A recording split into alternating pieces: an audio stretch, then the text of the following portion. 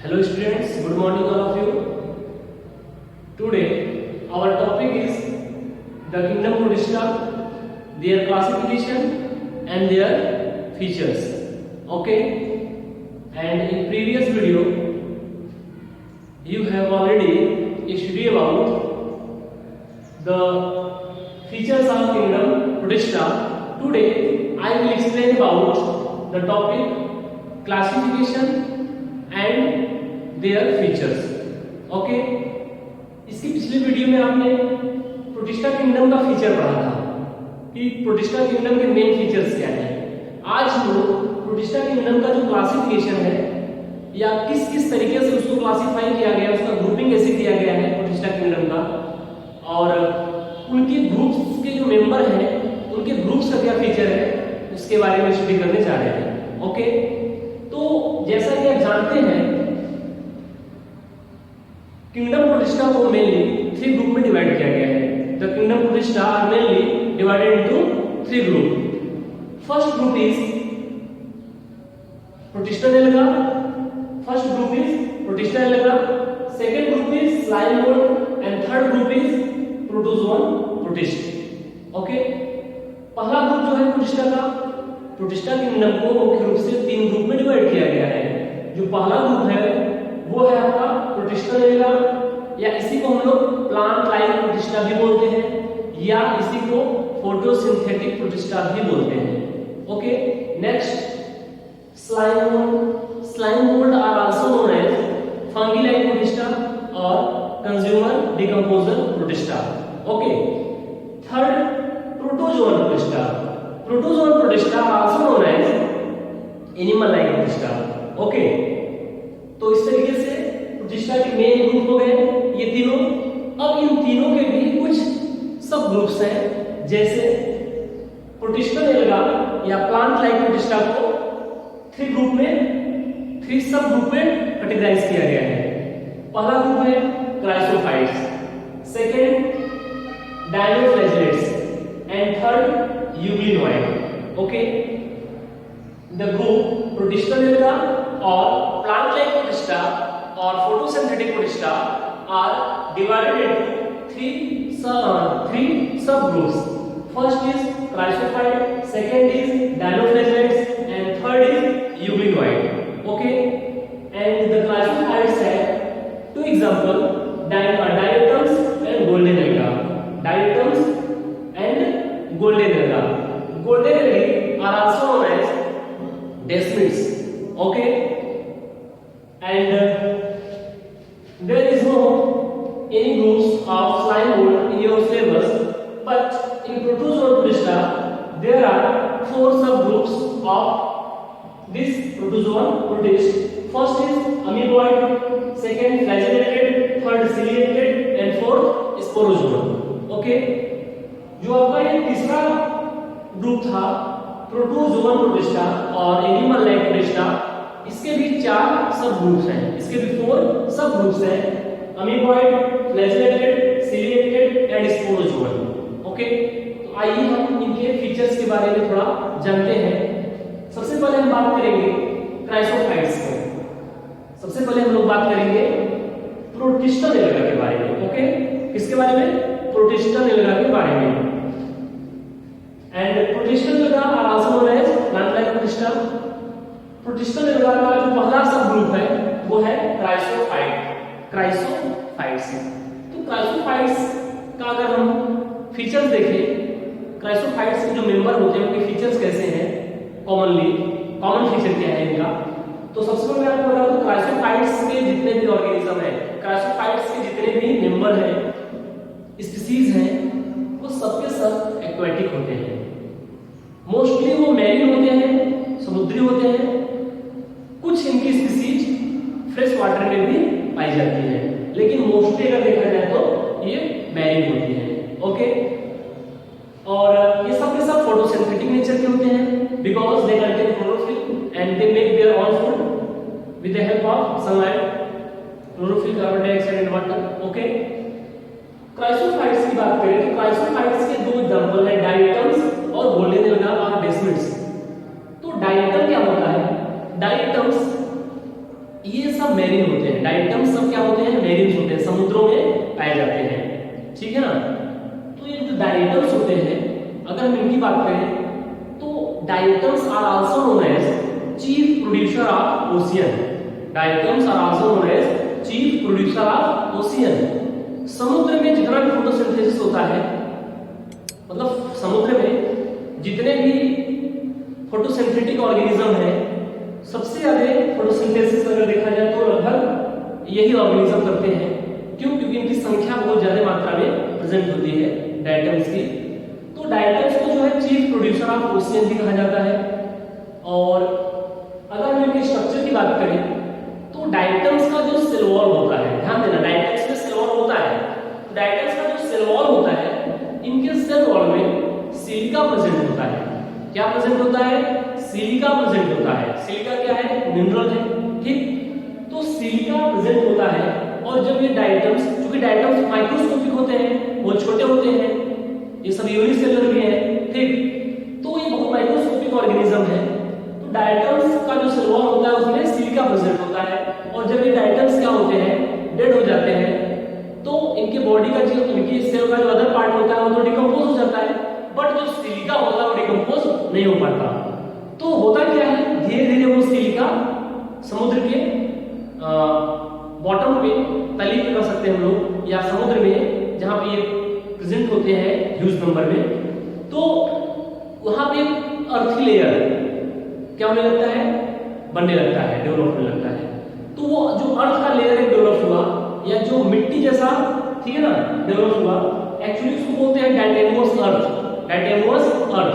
तो वो डायटेमोस अर्थ एक्चुअली होता क्या है कि वो इनके सेल वॉल में जो सिलिका होता है ना, वो सिलिका क्या होता रहता है, जमा होता रहता है। जब डायटम्स डेड हो जाते हैं तो इनके सेल का बाकी जो इनके बॉडी का जो अदर पार्ट होता है वो डिकम्पोज हो जाता है, बट जो सिलिका होता है वो डिपॉजिट होता रहता है। और सैकड़ों हजारों साल के बाद, सैकड़ों हजारों सालों में वहां पे एक अर्थी लेयर डेवलप हो जाता है, जिसको हम लोग एक अर्थ है कि नहीं, उसको हम क्या बोलते हैं, डायटेमोस अर्थ बोलते हैं। तो इस तरीके से डायटेमोस अर्थ का हमारे लिए बहुत इकोनॉमिक है, उसका इंपॉर्टेंस भी है। उससे टूथपेस्ट बनाया जाता है, पेट्रोलियम रिफाइनरी में उसका यूज किया जाता है, कुछ सिरप या मेडिसिन भी बनाए जाते हैं। तो उसके बहुत सारे क्या है, यूज है डायटेमोस अर्थ के। ओके, और अगर हम बात करें कि जो डायटम्स होते हैं, इनका जो सेल होता है, ठीक है, इनका जो सेल होता है, एक्चुअली इनका जो सेल होता है उसको हम लोग कॉमनली क्या बोलते हैं, फ्रस्ट्यूल्स बोलते हैं। क्या बोलते हैं? फ्रस्ट्यूल्स। वो जो फ्रस्ट्यूल्स है, एक्चुअली ये दो हाफ पार्ट का बना होता है। जो अपर पार्ट होता है, अपर हाफ पार्ट होता है, उसको बोलते हैं एपिथीका, और लोअर हाफ पार्ट को बोलते हैं हाइपोथीका। एपिथीका और हाइपोथीका से इनका स्ट्रक्चर क्या होता है, इनके सेल वॉल का स्ट्रक्चर बना होता है, ठीक। और ये जो आपका फ्रस्ट्यूल्स है, जो आप एपिथीका हाइपोथीका है, आप इसको ऐसे समझ सकते हैं जैसे आपने सॉफ्ट बॉक्स देखा होगा, साबुन का जो बॉक्स होता है जहां पे साबुन रखा जाता है, प्लास्टिक का बना हुआ, आपने अक्सर देखा होगा घरों में। तो सॉफ्ट बॉक्स के शेप का या उसी के लगभग स्ट्रक्चर का इनके एपिथीका और हाइपोथीका होते हैं, ठीक है ना। तो इस तरीके से इनकी बॉडी का क्या होता है, स्ट्रक्चर होता है। और इनमें क्लोरोफिल वगैरह सब प्रेजेंट होते हैं, जिसके कारण ये फोटोसिंथेसिस कर सकते हैं। न्यूक्लियस डेवलप होता है, सब यूकैरियोटिक होते हैं ये सब, लेकिन इनमें फ्लैजेला वगैरह जनरली नहीं पाया जाता, ठीक है ना। तो इस तरीके से आपके डायग्राम्स हो गए। नेक्स्ट आपका गोल्डन एल्गी। गोल्डन एल्गी को हम लोग डेस्मिड्स भी बोलते हैं। डेस्मिड्स एक्चुअली ये ग्रीन एल्गा होते हैं। Desmids are type of green alga, actually ये ग्रीन एल्गी होते हैं, और इनमें भी ग्रीन पिगमेंट पाए जाने के कारण जो है ये ग्रीन होते हैं, और इनमें फोटोसिंथेसिस करते हैं। और इनकी भी बहुत सारी वैरायटियां समुद्र में क्या होती हैं, पाई जाती हैं, ठीक है ना। नेक्स्ट अगर हम बात करें डायनोफ्लैजेलेट्स, तो डायनोफ्लैजेलेट्स भी क्या है, एक प्रकार के प्रोटिस्टा एल्गा है, फोटोसिंथेटिक प्रोटिस्टा है। और इनकी लगभग अभी तक 1000 से ज्यादा जातियां, 1000 से अधिक स्पीशीज अभी तक इनके खोजे जा चुके हैं। और ये भी मोस्टली क्या होते हैं, मैरीन होते हैं, समुद्री होते हैं, समुद्र में पाए जाते हैं ज्यादातर। और ये जो डायनोफ्लेजेलेट्स होते हैं, अगर इनकी हम बात करें, इनकी स्ट्रक्चर का बात करें, तो इनमें डबल फ्लेजला देखने को मिलता है, इनमें डबल फ्लेजला पाया जाता है, इसलिए इनका नाम पड़ गया डायनोफ्लेजेलेट्स, ठीक है ना। और अगर हम इनके स्ट्रक्चर की बात करें तो ये भी यूकेरियोटिक होते हैं, न्यूक्लियस डेवलप होता है पूरी तरह से, ठीक है। और इनकी कुछ जातियां जो है टॉक्सिन क्रिएट करती हैं, टॉक्सिन क्रिएट करती हैं, ठीक है ना। जैसे आपका हो गया गाइनोलेक्स हो गया, और ऐसी बहुत सारी स्पीसीज हैं जो टॉक्सिक मटेरियल्स सीक्रेट करती हैं, जिसके कारण एक्वाटिक एनिमल्स की कभी-कभी डेथ भी हो जाती है। और इनकी संख्या, अगर इनमें ये डिफरेंट डिफरेंट कलर्स के भी होते हैं, रेड कलर, ब्लू कलर, है कि नहीं, तो कभी-कभी क्या होता है कि ये बहुत ज्यादा मात्रा में जमा हो जाते हैं, तो रेड टाइड जैसे होते हैं, वो सारी पूरा वाटर भी रेड दिखना शुरू हो जाता है, इतनी ज्यादा इनकी संख्या हो जाती है, तो क्योंकि इनके अंदर भी रेड पिगमेंट प्रेजेंट होता है, ठीक है। तो इस तरीके से ये आपके हो गए। और ये आप ये कर सकते हैं कि मेन फाइटोप्लैंक्टन्स होते हैं, ये फाइटोप्लैंक्टन्स का काम करते हैं मेनली, अगर देखा जाए तो फाइटोप्लैंक्टन का मतलब आप जानते ही हैं, बहुत ही माइक्रोस्कोपिक या स्मॉल प्लांट लाइक स्ट्रक्चर, जो कि मछलियों वगैरह के एक्वाटिक एनिमल्स के फूड होते हैं। एक्वाटिक एनिमल्स इनको क्या करते हैं, इनका फीडिंग करते हैं, और ठीक है ना, तो ये मेन फाइटोप्लैंक्टन्स का के रूप में वर्क करते हैं, प्रकार से फाइटोप्लैंक्टन्स ही है एक प्रकार से अगर देखा जाए तो। ओके, डायनोफ्लेजेलेट्स, इनके कुछ स्पीसीज ऐसी हैं कि कुछ जातियां ऐसी भी है जो ल्यूमिनेसेंस नेचर की होती हैं, बायोल्यूमिनेसेंस नेचर की होती हैं, मतलब कि ये खुद से लाइट इमिट कर सकती हैं। इनकी कुछ स्पीसीज लाइट इमिट करती हैं, जैसे नॉक्टिलुका हो गया। नॉक्टिलुका एक ऐसा स्पीसीज है जो कि खुद से लाइट इमिट करता है, जो कि ल्यूमिनियस नेचर का होता है, ठीक है। नेक्स्ट पर हम बात करें यूग्लिनोइड, तो यूग्लिनोइड की अगर बात करें तो यूग्लिनोइड भी एक प्रकार के प्रोटिस्टन एल्गे हैं, प्रोटिस्टन एल्गा है या फोटोसिंथेटिक प्रोटिस्टन है। और ये जो है इनके सेल के बाहर सेल वॉल तो नहीं होता, बट इनकी बॉडी को कवर करने के लिए एक प्रोटीन्स का बना हुआ, प्रोटीन रिच मटेरियल्स का बना हुआ एक मेम्ब्रेन होता है, जिसको बोलते हैं पेलिकल। क्या बोलते हैं? पेलिकल। तो पेलिकल लेयर के द्वारा इनकी बॉडी का एक सेल क्या होता है, कवर होता है, घिरा होता है, जो कि काफी स्ट्रेचेबल भी होता है, ठीक है ना। और इस तरीके से हम कह सकते हैं इनकी बॉडी जो है पेलिकल की लेयर से कवर्ड होती है, किसकी? यूग्लिनोइड्स की। ओके, आपने यूग्लिना में अक्सर देखा होगा, क्योंकि यूग्लिना जो है इसी ग्रुप का मेंबर है, यूग्लिनोइड्स का है, ठीक। और अगर इनकी बात करें तो इनमें भी डबल फ्लेजेला होता है। यूग्लिनोइड में क्या होते हैं, इनमें डबल फ्लेजेला प्रेजेंट होते हैं। यूग्लिनोइड्स में डबल फ्लेजेला प्रेजेंट होते हैं, एक फ्लेजेला काफी लंबा होता है, दूसरा फ्लेजेला काफी स्मॉल होता है, छोटा होता है। और इनमें जो फूड रिजर्व होता है वो पैरामाइलम मॉड्यूल्स के रूप में स्टोर होता है, ठीक। और इनका न्यूक्लियस काफी डेंस होता है, यूकेरियोटिक होते हैं, न्यूक्लियस डेवलप होता है, ठीक। तो इस तरीके से अगर देखा जाए, और इनमें जो रिप्रोडक्शन की बात करेंगे हम, तो रिप्रोडक्शन इनमें जो है मोस्टली ज्यादातर एसेक्सुअल रिप्रोडक्शन होता है। कुछ ऐसी भी जातियां हैं जिनमें सेक्सुअल रिप्रोडक्शन भी देखने को मिलता है। अगर एसेक्सुअल रिप्रोडक्शन हो रहा है तो मोस्टली बाइनरी फिजन के द्वारा होता है, वो भी लॉन्गिट्यूडिनल बाइनरी फिजन, जैसा कि आपने यूग्लिना में देखा होगा अक्सर, ठीक। तो लॉन्गिट्यूडिनल बाइनरी फिजन इनमें देखने को कॉमनली मिलता है। कभी-कभी एडवांस कंडीशन में जब आता है तो ये पाल्मेला स्टेज भी बनाते हैं। एडवांस कंडीशन में ये पाल्मेला स्टेज बनाते हैं, अपने आप को प्रोटेक्ट करते हैं और अपनी आगे संख्या बढ़ाते हैं पाल्मेला स्टेज के द्वारा। ओके, तो इस तरीके से आपने ये क्या हो गए, प्रोटिस्टन एल्गा हो गए, ठीक।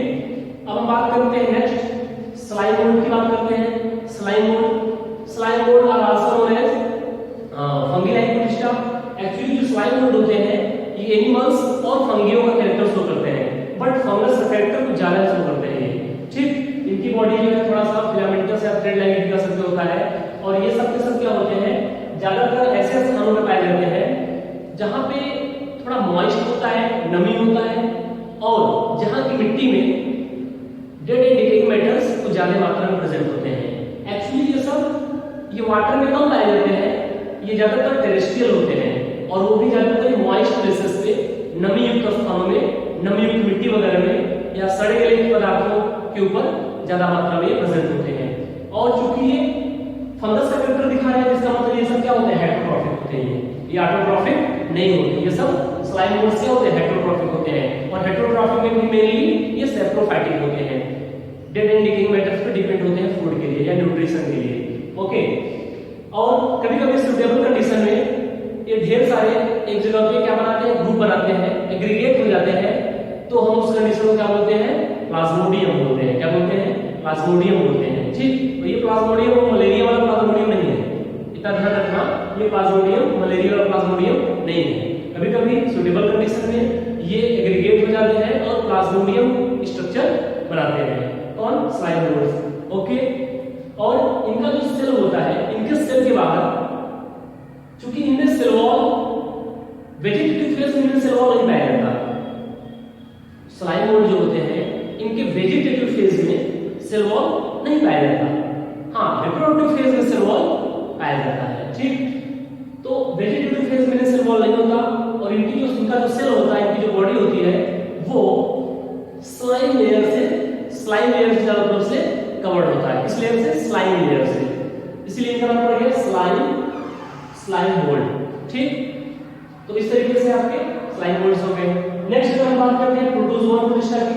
एनिमल लाइफ प्रोटिस्टा है ये, और ये भी इनके चार ग्रुप हैं, अमीबॉइड, फ्लैजेलेटेड, सिलिएटेड, स्पोरोजोआ।